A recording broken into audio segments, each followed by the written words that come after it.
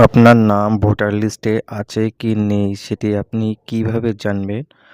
আপনি নিজের মোবাইলের সাহায্যে দেখে নিতে পারবেন যে আপনার নাম এসআইআরের যে ফর্ম ফিল আপের পর আপনার নাম আছে কি নেই সেটি আপনি মোবাইলের সাহায্যে জানতে পারবেন। কিভাবে জানবেন সেটি আমি ভিডিওতে পুরোপুরি দেখিয়ে দিচ্ছি। আপনারা প্লে স্টোরে যাবেন, প্লে স্টোরে গিয়ে সার্চ করবেন eci.net। এই যে eci.net এটা সার্চ করবেন।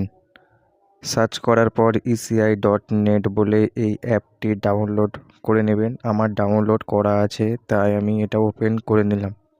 ওপেনে ক্লিক করার পর আপনারা এরকম ইন্টারফেস পাবেন, দেখতে পাচ্ছেন। এখানে একটা অপশান আছে search your name in voter list. এখানে আপনারা ক্লিক করবেন। এখানে ক্লিক করার পর ক্লিক করার পর আপনাদের যে ভোটার কার্ড নাম্বার সেই ভোটার কার্ড নাম্বারটা আপনারা এখানে দিয়ে দেবেন। তো আমি আমার ভোটার কার্ড নাম্বারটা এখানে দিয়ে দিলাম।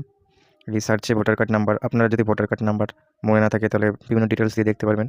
আশা করছি আপনাদের কাছে ভোটার কার্ড আছে, তাই আপনারা ভোটার কার্ড নাম্বারটা এখানে দিয়ে দেবেন। ভোটার কার্ড নাম্বারটা দেওয়ার পর আপনাদের ডিটেলস এখানে চলে আসবে।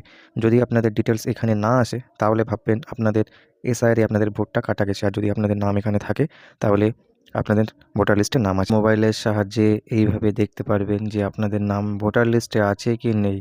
তো আশা করছি আপনাদের ভিডিওটি অনেক হেল্পফুল হয়েছে। তো সবাই ভালো থাকবেন, সুস্থ থাকবেন। ধন্যবাদ।